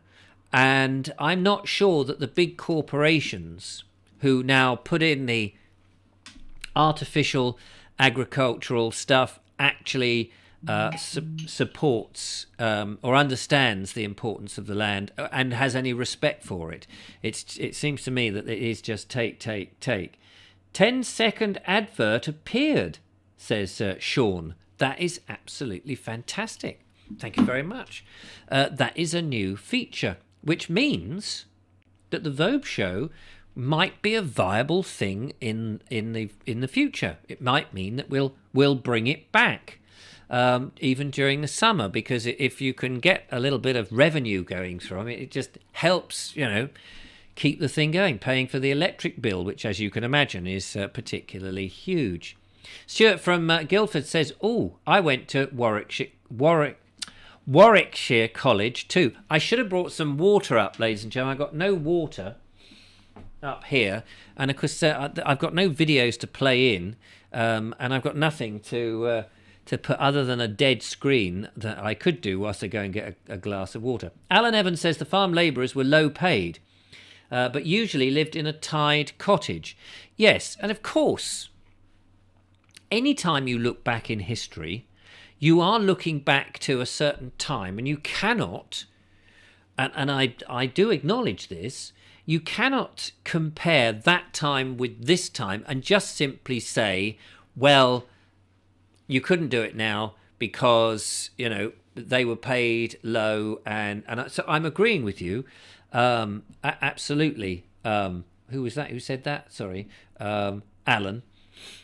But very often people will say, but, you don't want to go back into those times because there wasn't penicillin, we didn't have mobile phones, and there was no heating, and so and blah, blah, blah, blah, blah, and all these things. And my argument is simply this, that in the past there were some brilliant things, and I call that the baby. The good things was the baby. Around the baby in those times was all the water. You've washed the baby, you've got dirty water. Some of the stuff where it's very difficult to live, you had no heating in your house, and times were hard, and perhaps you weren't looked after the way that you should be looked after, and things like that. Some of that is the part of the dirty water. We can throw it away. But my argument is, let's not throw the baby with the bathwater. Let's keep the baby, those good features. A lot of people worked with their hands. A lot of people worked outdoors. A lot of people had natural vitamin D. They weren't sitting in front of screens on their bums 12 hours a day eating sugary cakes. These people were, their food may not have been as, may be monotonous because of those things, but we're not like that today. And I think you can have some of the good stuff and have from both periods. From today, keep some of the good stuff, and from the past, keep some of the good stuff. Thank you very much. As it was, says, I didn't get an advert. So here is £5. Thank you very much. We have a caller. I wonder if this is a caller who's going to talk for 5 minutes whilst I just nip downstairs and get a glass of water. Hello, caller. Hello? Hello. Hello, Richard. Yes, who's that? This is Trevor. Hello, Trevor. How are you? Where are you? Yeah, well, I'm in sunny Selsby, Richard. Sunny Selsby? Selsby? Selsby. S-E-L. Yeah, S-E-L-S. Selsby, yeah, Selsby. That's it, yeah. Yeah, I've been putting little things on your videos that you've been putting up. Yeah. And I don't know if you've... do you go through the chats, or...? I do. I mean, I'm trying to go through the chats now. I can't say everybody's chat because obviously I'm nattering, and I do look at the comments as well when people put them. But there's so many, so sometimes I forget who's put what. It's difficult, isn't it? Yeah. But I've been putting little things on. But what you're saying about the government and what's going on in this country, yeah. Yeah. Yeah. Well, it's going on worldwide, as you probably know, don't you? Yeah. Right. Well, it's actually what is. It's one big thing that's been going on for hundreds of years, Richard. It's not just happened. It's been going on for hundreds of years. What has? You can do, what when well, you? What? It's been the government don't run the country. They're controlled by a thing called the cabal, the deep state, Illuminati, all the same thing. It's all been controlled by them. The government are just puppets. They don't run the country. They're just puppets. Okay. Balls to tell them what to do. Right. Hang on a minute, because that sounds like a conspiracy theory. I'm happy to go along with this. Yeah, no, that's fine. But it's not. No, absolutely. I'm happy to go along with it. But let me ask you a question then. Go on, then. If there is this cabal and it's been going on for hundreds of years, how is it that you get into a position that we're in now, where everyone's against Boris Johnson? And how is it that we're in that? Because if Boris was in there for 2 years and he's running the country, being told and manipulated like a puppet, as you say, by this cabal, by this Illuminati, how is it then that they've orchestrated him to be this liar and that we're in this mess? Well, because what they do is they put people in places like that, and that Boris Johnson that you see now is not Boris Johnson. Nothing like the original Boris Johnson. Nothing like it, man. And that's the same with a lot of them in government at the moment. But you're not saying that he's not a robotic transplant. No. He's just But how? So he's been radicalised by this cabal. It's somebody that looks like Boris Johnson. The best thing you could do is to look. I don't know if you can write this down, but it's called "Fall of the Cabal." Have you heard of that? Fool, as in FOOL or F? No, FALL. Fall, as in falling. The falling of the cabal. Yeah, Fall is just FALL. Fall of the Cabal. It's run by Janet Ozenbard, and she goes through it. She used to be a school teacher, so she's quite good at the way she puts it out there. But it's all in that. That's where you can get a lot of information. But this all runs very deep. And what you're saying on them videos is quite right. What has been going on, but a lot of people don't know about it. And what they've got now is they've got like a thing called the white hats and the black hats. And the white hats are the good guys, and the black hats are the bad guys. And the reason why we're in this mess now is because the white hats are trying to wake people up to what actually is going on in this country and the world. You with me? So what's the purpose then? I mean, let's get to the nub here. If you go and watch the Fall of the Cabal, she shows you. Yes. It all starts. Well, I haven't got time to watch it this minute. So, no, but you're telling us about it. So, I mean, in a nutshell, what do the Cabal want? What are they trying to achieve? Right, what they're trying to achieve is to rule the world. That's what they're trying to achieve. That's what they want. Right. And they want to rule the world. So, and what they're saying... But what does that mean? When you say they want to rule the world, what does that mean? That they have a king and he says, right, everybody want you to clap your hands, and they all clap their hands. Is that what... Well, yeah. I mean, they have got a person that sits right at the top that's controlling all this. But the thing is, what they're trying to do is to... at the moment, the white hats are winning. We are getting there.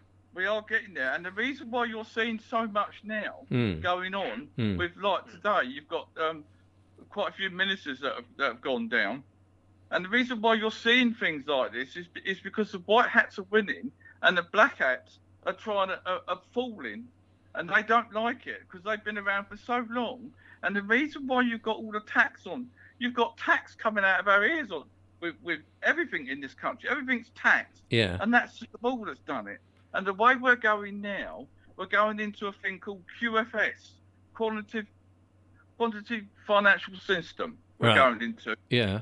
So our money will go eventually, but it won't go straight away. You won't know the money as it is; it'll go. And in America, they call it the fiat currency, which is what we use, pounds, shillings and pence and the dollar and that. That's all got to go. It won't happen straight away, but it will go eventually. So, and what you'll get is a QFS phone, and it's done by Starlink, which is up in the satellite, and you won't have banks and all that. That's how it's going to go eventually. Presumably, we'll have James Bond, won't we? I don't know. Will we not have a bit of dun dun dun dun dun, and he'll find the big cave wherever this head honcho is sitting. I mean, you said this is going on for centuries. It has been, yeah. Yeah. So the person who was at the top a century ago presumably is dead.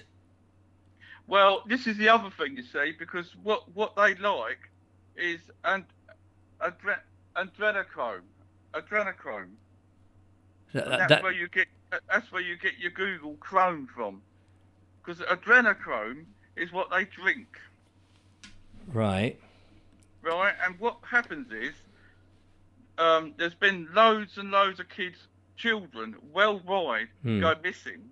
And there's been 230,000 children in the USA and here go missing this year. Right. And the reason for that is because they have the kids for the blood, which makes them look younger. So that's what they use. They use that. Right. And so this is what Trump was coming for, to stop all that, and that's what he did do. Okay. Now I just want to hold you there because. Obviously, you've heard yourself say these things. Yeah. And you've actually said to yourself, I'm saying this out loud. I'm not a complete raving loony, although I do sound like I'm off my rocker.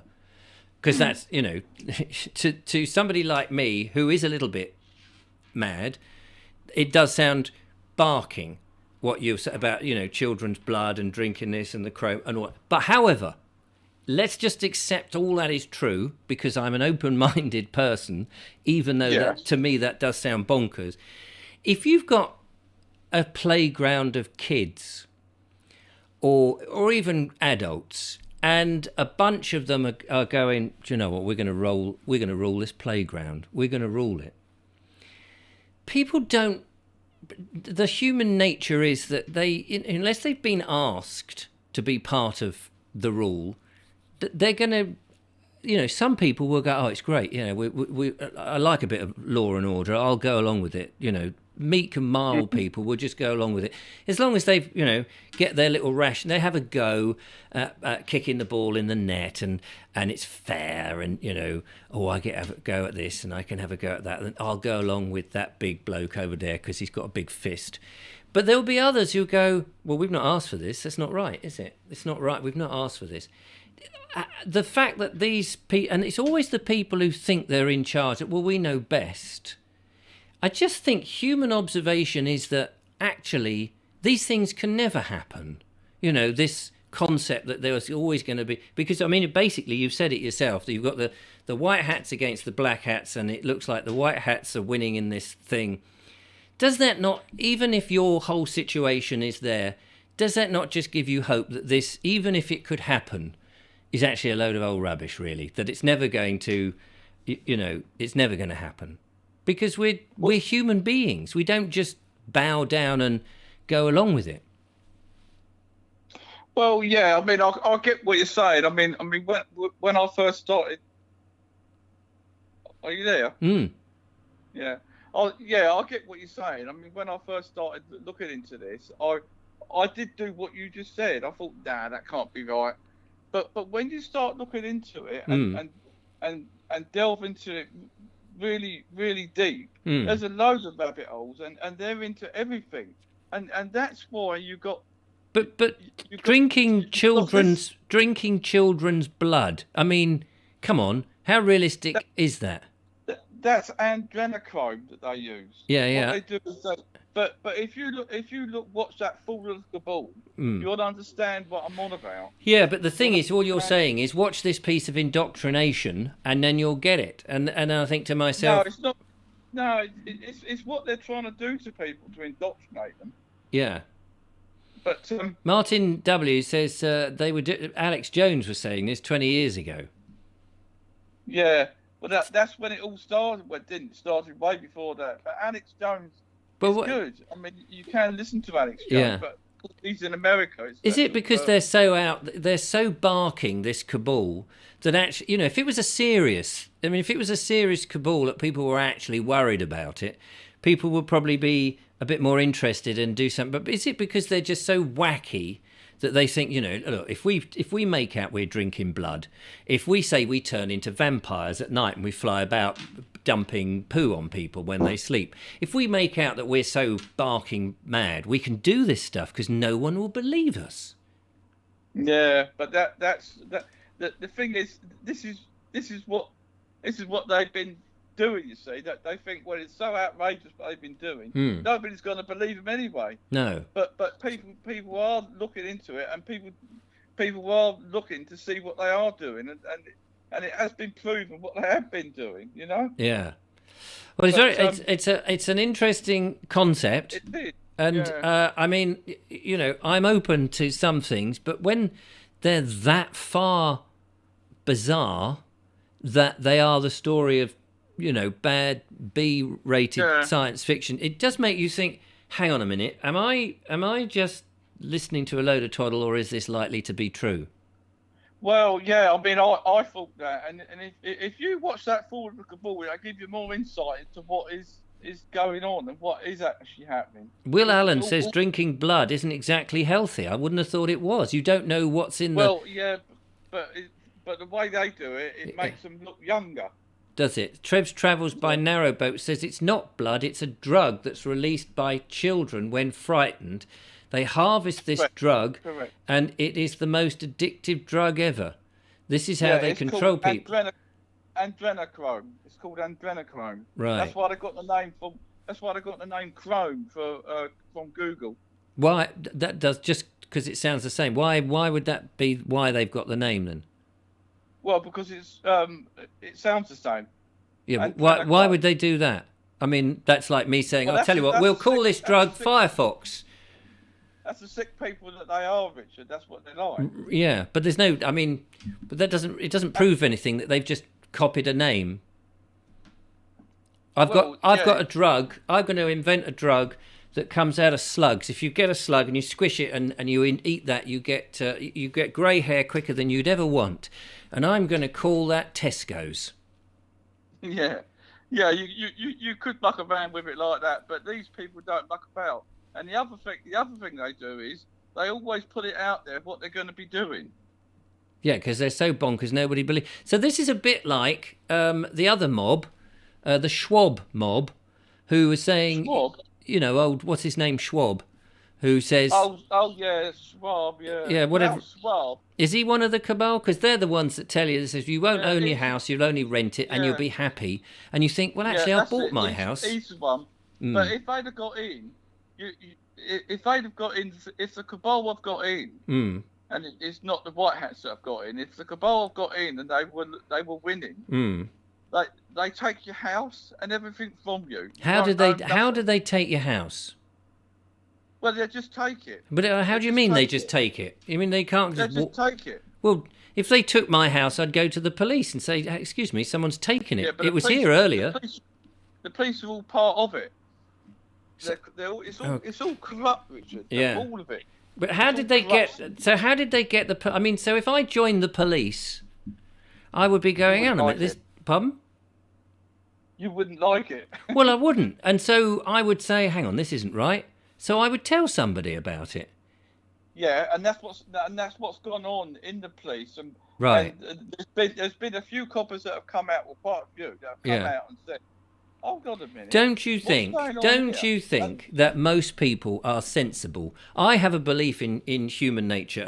I mean, there's some wrong uns in this world, and there's some nutters, and there's some mentally affected. But generally, there are, I think, in the West, in the civilized West, there are people who are like me. They may have different politics. They may be more left-leaning or right-leaning, or they may believe in collecting stamps or eating sugar puffs or whatever it is, and that might be different from me. But I believe that most people generally are fairly sensible and civilized. They may be, they may have not a very good dress sense, or they may suffer from BO and not how to do it. They may be overweight, or they might smoke, or they might do all sorts of things that I personally would disagree with or are not good for them. But generally, I think most people are pretty switched on and not complete nutters. And I think that many of those would have joined the police force and would have gone, well, this is not right, and would have said something. I mean, I just, I think the fact that there's this secret cabal and and they're drinking this blood, that might be true. And I can't disprove it, obviously. But where the thing falls apart for me is just that real people are not idiots. No, but I mean, the thing is, though, because it's been going on for so long, and a lot of police have come out and said, well, hold on a minute, where are all these children going? I'm going to investigate it. Are these the kids that have been Are these part of the? One has come out and said he's come out and he said John Stalker, he's come out and he's gone to his governor, and his governor said, if you don't drop this now, you'll be out of a job. Yeah, well, some people though. I'm not dropping it.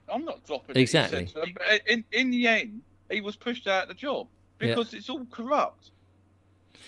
Yeah. Well, okay. Well, that's what Trevor thinks. It's the big cabal, and it's all going on. Thank you for that, Trevor. Okay then. I better move on because you've had 18 minutes of that.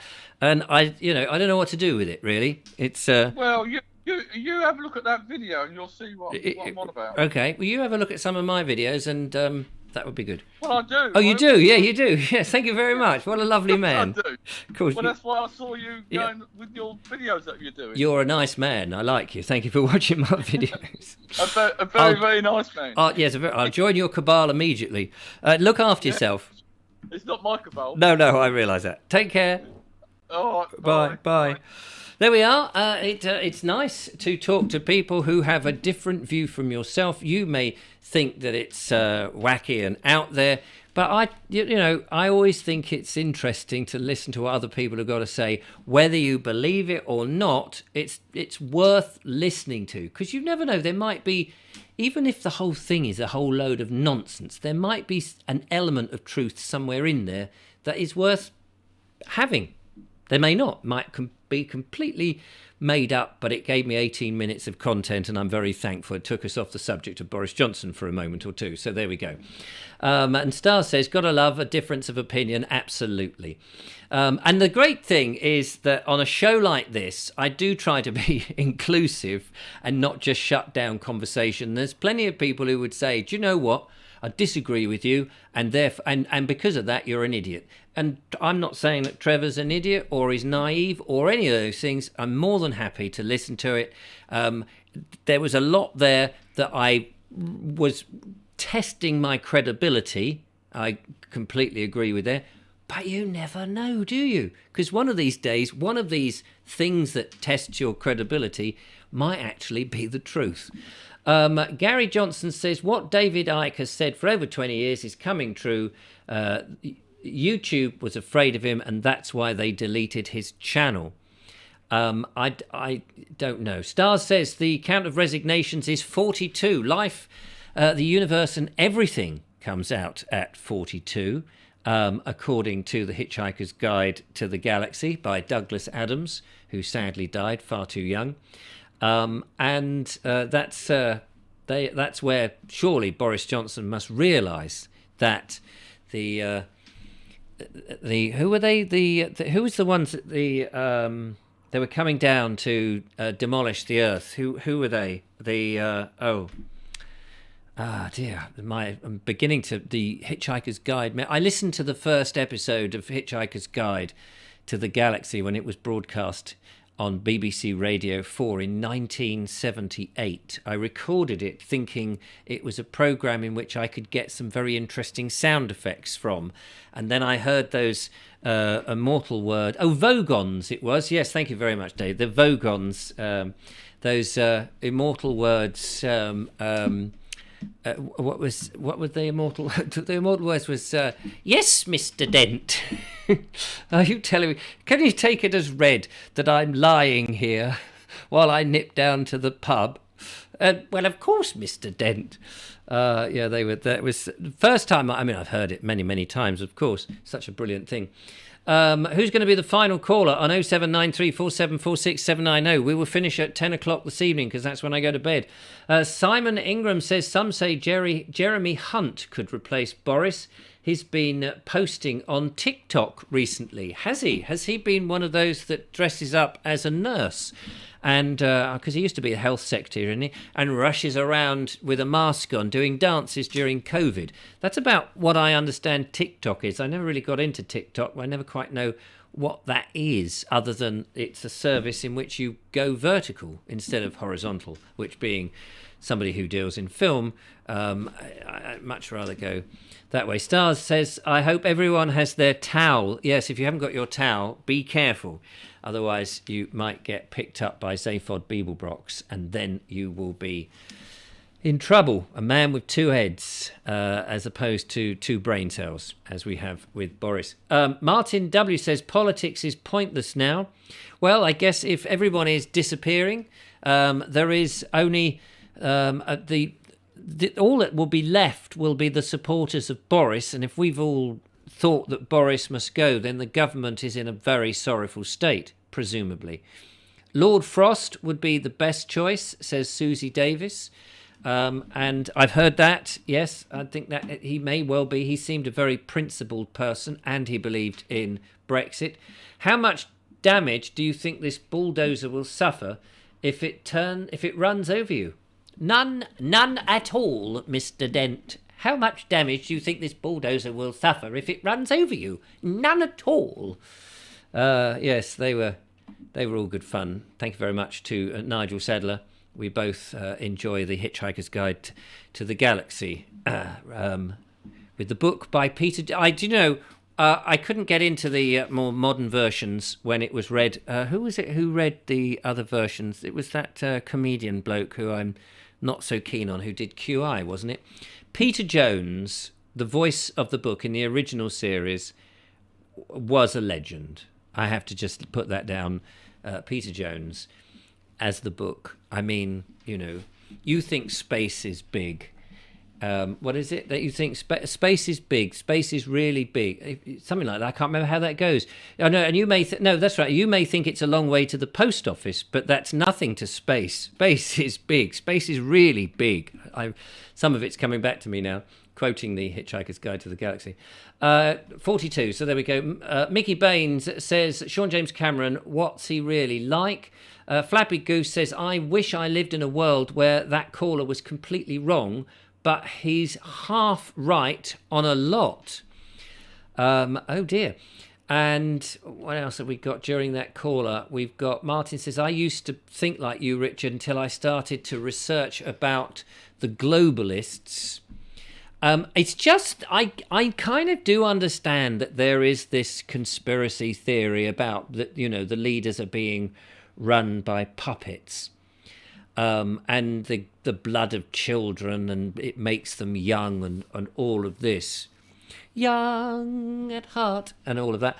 But I just have this feeling that human nature,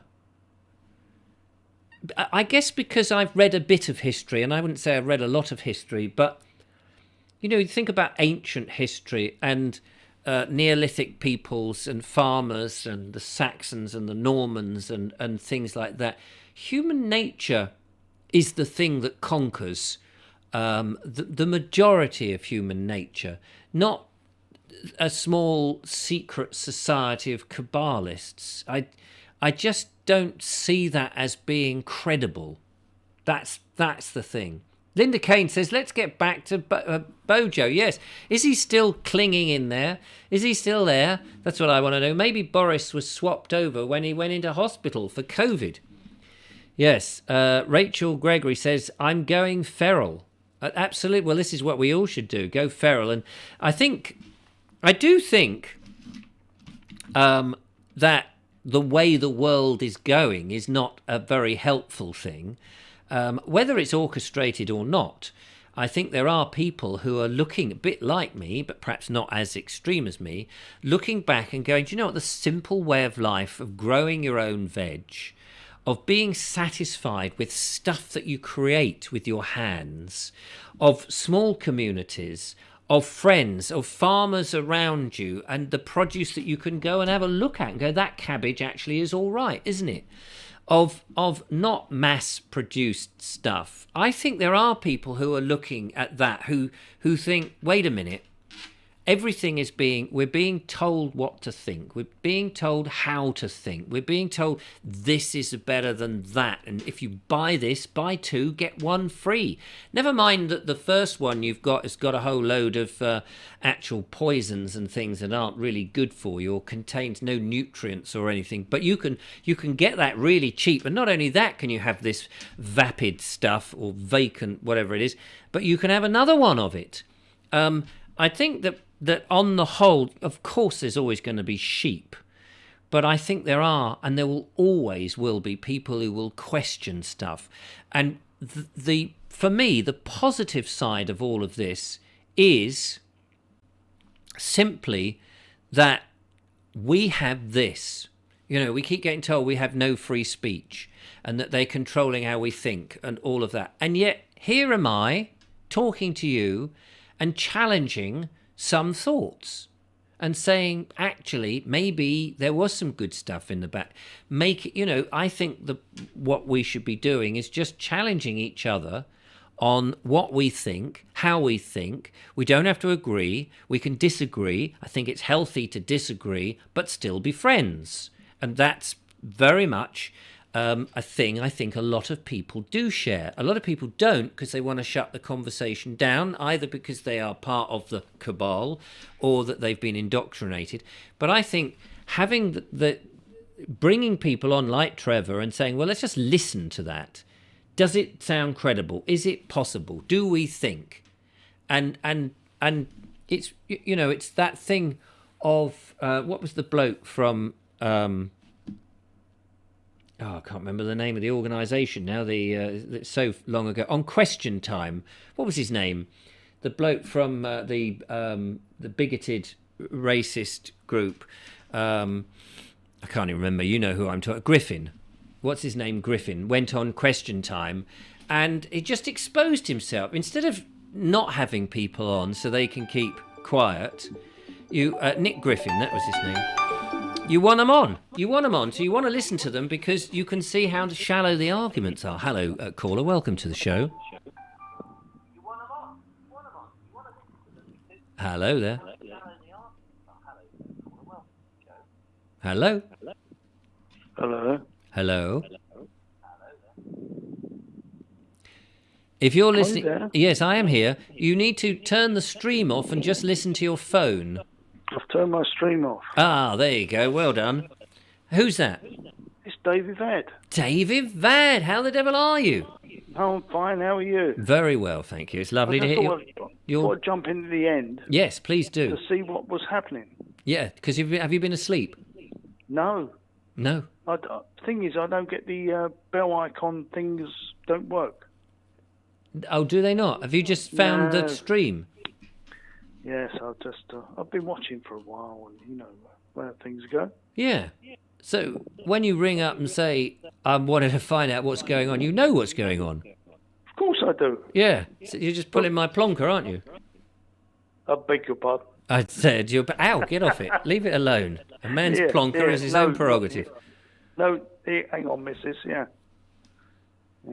Gary Johnson says conspiracy theory was first used by the CIA to dismiss anything other than the official story after the President Kennedy assassination. Yeah, it probably was, actually. Have you seen the whole series of the X-Files? No, I found the X-Files a most irritating programme because at the... Oh. No, well, I'll tell you why. I forget which one. One of them believed in it and one of them didn't. Was it Gillian Anderson who believed it all? And the other bloke didn't. And every time there was enough in the programme to make you go, well, there's got to be something in this. Yeah. And then each time he would be dismissive and go, oh, no, it's all a load of rubbish. Yeah, but the thing with the X-Files, we all believed in Gillian Anderson. Did we? Well, not for that reason. Right. Okay. I just found it the most irritating program because it's like these programs, like in horror stories. Don't go up into the attic because I just heard a noise in this house I've never been in. But I will go up because I'm a female on my own and I'm in a skimpy outfit. I'll go up there because it's bound to be a killer. They do that. They do that, and also they in a film they don't turn the light on, do they? They never walk into a room, don't turn the light on. Yeah, and they shut the door behind them. Shut the door behind them, and they don't carry a gun or a chainsaw or anything. Yeah, so that's why I find it very difficult to dispel belief in these programs when people don't act as you actually know they would. And so I found the X-Files to be a very irritating program because it didn't do that. Whereas I could watch the original series of Thunderbirds and have my belief completely dispelled that a bunch of puppet characters could possibly save everybody. Yeah, well, I blame Marina, actually. Yeah. Marina. You're not going to do that because you might get a copyright strike. No, that's true. We don't want any of that on the show, especially as I've been pressing this rather wonderful button up here where it says insert an ad. You could do that all night. Insert an ad? Yeah, that sounds a bit dodgy. Kerry Baldwin says, never watch the X-Files. You've not missed anything, in my opinion. Gillian Anderson went to school in Clapham. Yeah. Says Susie Davis. Thank you for that. Didn't we all? Well, I didn't. No, it's a euphemism, sorry. Oh, is it? Yeah. Well, it's a very useful euphemism if it doesn't apply to everybody. It doesn't apply to anyone. No, well, there we are. Martin W. says, to be fair, the BMP were the first group to mention the Muslim group gangs. And that's you're opening a can of worms there. But I never open any cans of worms. No, not you personally. I've opened a can of beans. I appreciate that, Martin. The thing is, even some of these very so-called racist parties, I think there are. You can't dismiss everybody. It's like when Trevor rang in. You can't dismiss everything that they say. I often think that some of these parties end up being extreme because people don't listen to what they're saying. So I think there was elements of what Nick Griffin's party was doing was not necessarily right, but he was worried about immigration and foreigners and the fact that England was changing and all of that. Now, there's elements of that I am sympathetic with, but I'm not saying that I'm sympathetic with the whole. I can't even remember what was the name of the party. I can't remember the name of the party. BNP. There we are. Yeah. British National Party. But I think, because people don't listen to people like that, they then have to shout louder. And so then they get more extreme, and then they get more extreme people joining, and then it's like a bundle, and everybody gets on it. And I think the original kernel might have simply have been, and I may be wrong, that it's like we're worried about this country changing. And there's nothing, I don't think, wrong in anybody voicing their opinion. I have voiced the same. I don't want the country to change. If we all suddenly became Japanese and had to go in order to survive, and if not, we would be beaten up by someone with a samurai sword, I think I'd be a bit unhappy. Yeah. So, I think that there's a kernel in these things. Kernel, yeah. But, but it depends how much of the stuff you want to listen to. I'll probably be slated for saying that because some people will not listen to. You probably will. Actually. Yeah, I'm not saying I want to be a. No, I know you're not saying that you don't want to say that, but you're saying that. I am saying it because if I don't say it, there'll be silence on the show. Well, there would be. Yeah, because you've been doing all the talking for the last. Yeah, I'll let you do the talking in the last. No, I don't want to talk about anything. Well, why did you ring in then, David Vad? Well, just to praise you up for what you're doing. Oh. Well, you are a star. And, of course, you wrote this fabulous piece of music. I could be a crawling bastard as well. Well, you could be a crawling bastard. But as you were saying nice things about me, I couldn't possibly say that. You wrote this music. Yeah. Remember that? I remember that. Yeah. Yeah, I did that. Yeah, you did that. And I'm going to have to play that in a second because the show's coming to an end. David Van. Yeah, I know, but if you want another one for the winter time, well, let me know. Yes, please. Okay. If you work on it now, that would be lovely. Yeah. I mean, don't send it in first thing tomorrow. No, of course not. Blimey, it will never be ready tomorrow. No, I mean, you need to spend time composing. I mean, you need obviously... need about 20 minutes. Nigel Sandler's just texted me and says, you're going to so like my wife when you meet her. She has similar views to Trev. I sound like Nigel Sadler's wife. Not you. Not you, Dave. I'm sure you do. I'm sure you do. Thank you. I sound like Nigel Sadler's wife. No, I think he means that Nigel Sadler's... I think Nigel says that his wife has these extreme views, which is... You see, I love listening to this sort of stuff. It doesn't mean just because I listen to it, I believe... Stuff?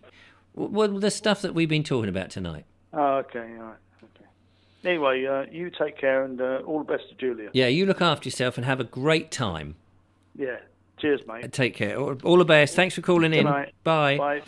That was the lovely David Vad, who is totally mad, but very lovable, and we do like that. And all gone quiet now. Boris is in bed. Yes, I wonder if he'll sleep well. Maybe he thrives on all of this, doesn't he?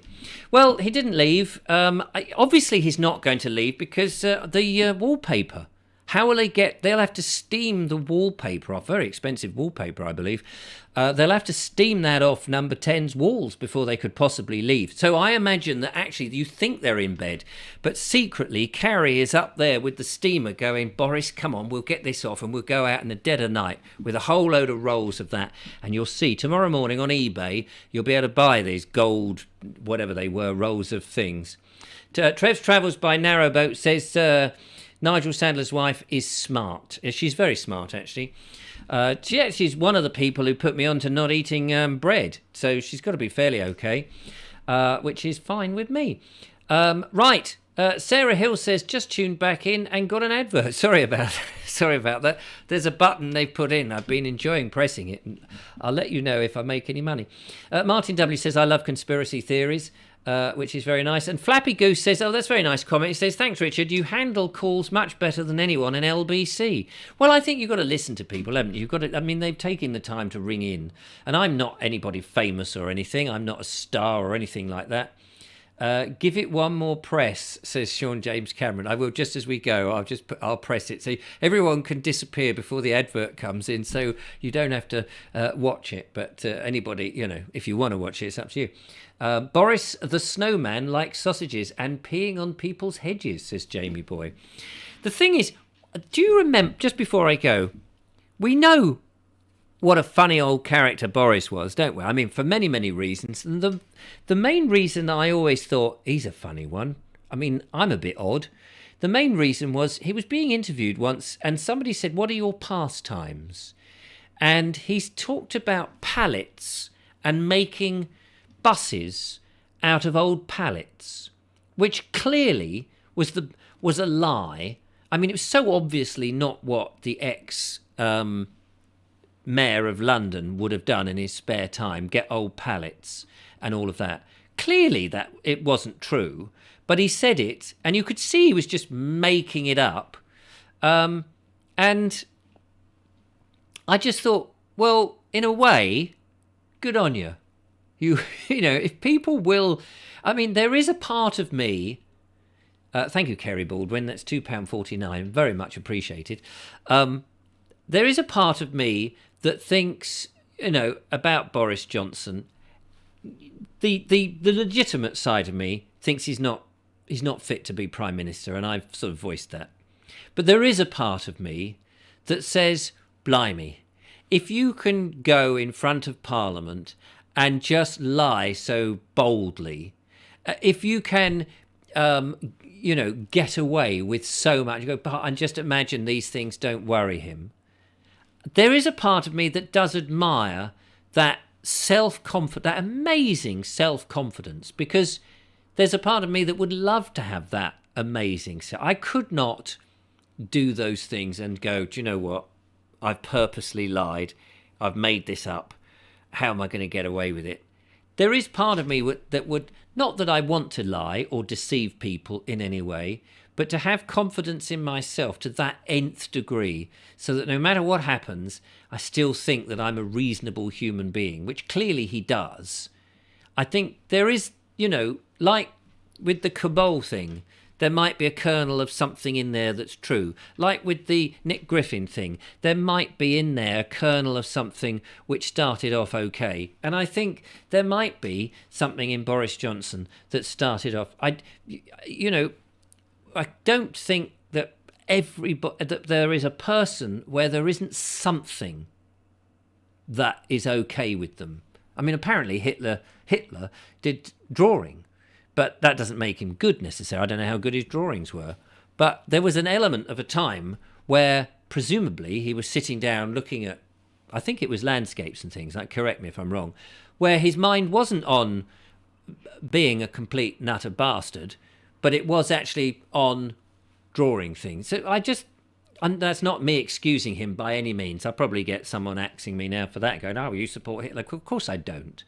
I'm just saying that I don't think there are people who are wicked, that there might be something, but there's not enough. There's not enough in Boris Johnson to make him a reasonable human being or a member of Parliament or Prime Minister. And I think that's where I'm saying that there's something in him that's worth admiring, but it's not enough to make him a decent human being. So there we go. Thank you very much for watching. Going to end now. It's been great fun. There'll be shows. I don't know when we'll bring it back.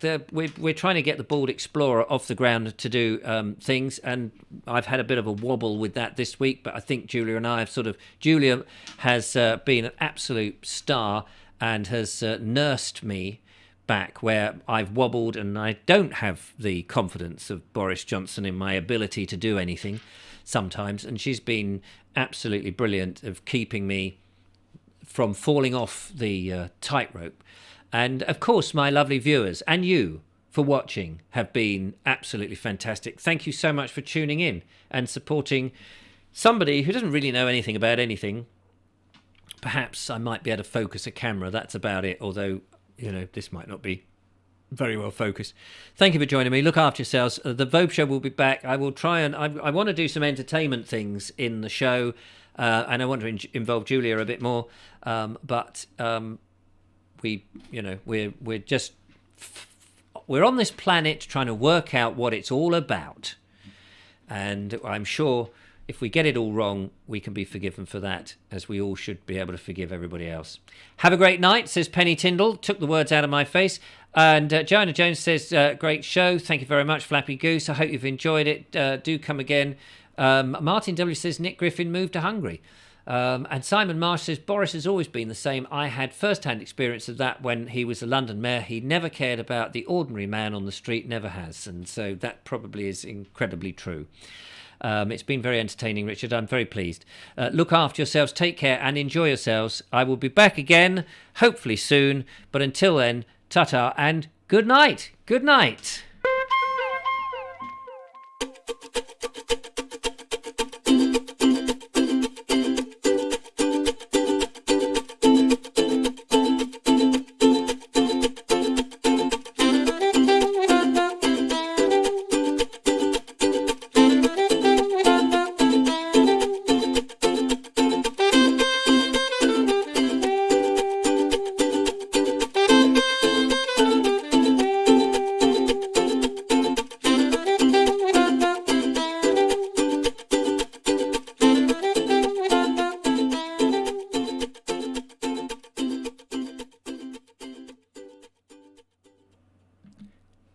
And a very big thanks to Linda Kane, who there at the end have just spotted a £5 super chat. Very, very lovely of you. Thank you so much, Linda, and to everybody. Have a good night and see you soon.